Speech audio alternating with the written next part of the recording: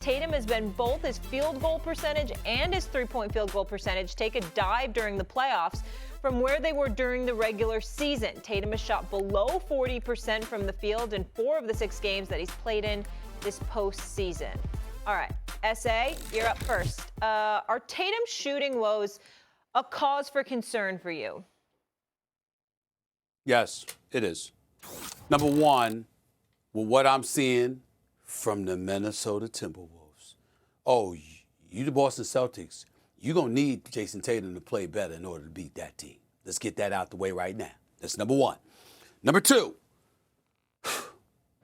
we are sitting here at a time where Tim, Doggy, we're looking at Anthony Edwards.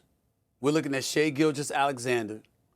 We're looking at some of these young thoroughbreds really put their greatness on display.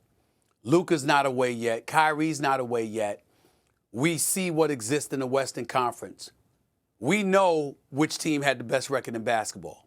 We know who had the highest expectations because they've been knocking on the door for years with at least 4 to 5 conference championship appearances and at least 1 NBA Finals a couple of years back when they lost to the Golden State Warriors.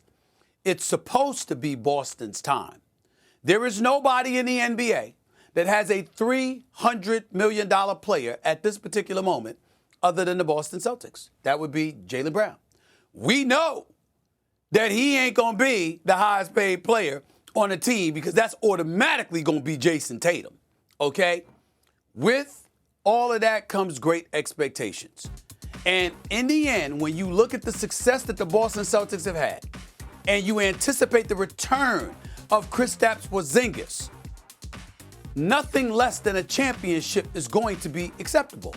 And nothing less than greatness is going to be expected from Jayson Tatum, especially when we see guys younger than him putting their greatness on display.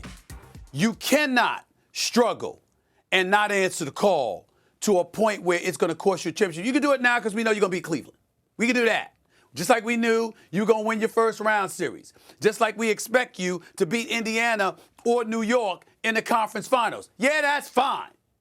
But we all know that the powers in the West this year, in terms of the level of parity that exists because of the inordinate amount of teams that were considered championship contenders.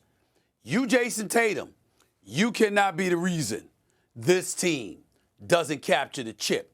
You got to play better, and everybody knows that. Well, and he better know it. Number one, Jayson Tatum was awful last year in Game 6 in Philadelphia in an elimination game, and then what did he do in the last 7 or 8 minutes? He made 1,000,000 shots. Yeah. So he has it, and he scored 46 against the Bucks 2 years ago in Game 6. I have some confidence he's going to bounce back. Listen, they shot 88 combined threes last night in that game. That's way too many. 88 threes in a 48-minute game between the Cavs. I mean, that's almost unwatchable. It's too many threes. But I have no problem thinking Boston they're going to kill Cleveland, and they're going to beat the Knicks or Indiana, and I think it might be the Knicks, but they're going to win that series too. And then, they're going to be with home court. They'll get Porzingis back, and then they're going to play Minnesota, Oklahoma City. But Steve, all of a sudden, has seen a couple of halves. He watched Durant struggle against the T-Wolves. He got all wrapped up with Oklahoma City, and listening to them? They're not the 62 Celtics. Let's take it easy. I mean, my goodness gracious. Prisoner in the moment. He's a little too wrapped up in his Western Conference. Boston's going to be a prohibitive favorite in the final. They have obviously had many chances in the last couple of years. They're going to win. They're still the big favorite, Steve. Big favorite in the final. They're not going to be. First of all, they want the big favorites coming into the playoffs with Denver existing. That's not true. Well, and you know better than that. That is not true. They're going to be a big favorite, Steve. They're going to be a big Denver's favorite. out. When Denver's out. Who's wheeling the cart before the horse now? Who's getting caught up now? That's what I said. If you could say Denver's out, all right, and presume that they're going to be out, how come I can't? How come I can't look at Oklahoma City and feel the same way based off of what I saw as well? Game. Minnesota won 2 games on the road. It's a big difference here. I'm looking at the person. I'm looking at the personnel that they're going up against. That's what I'm doing. I'm paying attention to the actual basketball that's being played, not the money I'm losing because I keep losing these parlays.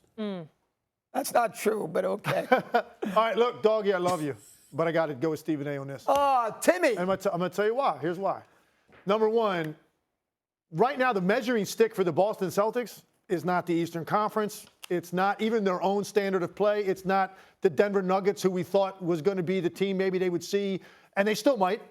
That's not the measuring stick anymore. The measuring stick for the Boston Celtics now is the best thing that I've seen in this postseason, and that is Minnesota's defense. And that now becomes the thing. You look at the Boston Celtics without Kristaps Porzingis, and who knows if or when we're going to see him. The margin for error is smaller. They're not going to be challenged in the Eastern Conference. They might have a more difficult series in the next round, whether it's Indiana or New York. They won 64 games. They lapped the rest of the conference. They're going to get to the NBA Finals, barring some sort of injury to another guy. The measuring stick now is that defense that I saw out of Minnesota the other night, that I've seen to this point in the postseason. I got news for you. Jayson Tatum is going to have to make jump shots against that team. So his shooting concerns, I'm not sitting here saying, whoa, where are we with Jayson Tatum? I'm not doing that because Jaylen Brown has emerged as a legitimate number one option.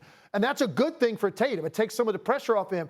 But they're not going to win a title with who they're going to have to face. And by the way, I don't know who that's going to be coming out of the West. Jayson Tatum's going to have to make jump shots at some point. So I'd like to see more consistency with that jumper, because I'm also going to remember the finals against Golden State. That was the biggest stage he had been on. He got outplayed by Steph Curry in that series. And in some ways, you could say he might have got outplayed by Andrew Wiggins, who guarded him and gave him almost 20 a night. So Jayson Tatum still has things to answer. And so the fact that he's not in great rhythm with his jump shot, it's not a great place to be right now, but we're still early in this. He still has time to find that rhythm, because he's going to need it for the Boston Celtics to win a championship. All right. Well, Want to try to boast at what I look like. Think I'm gonna try to wear, I pull up long range. Jimmy with the heat, I'm on fire. It's NBA on the ESPN.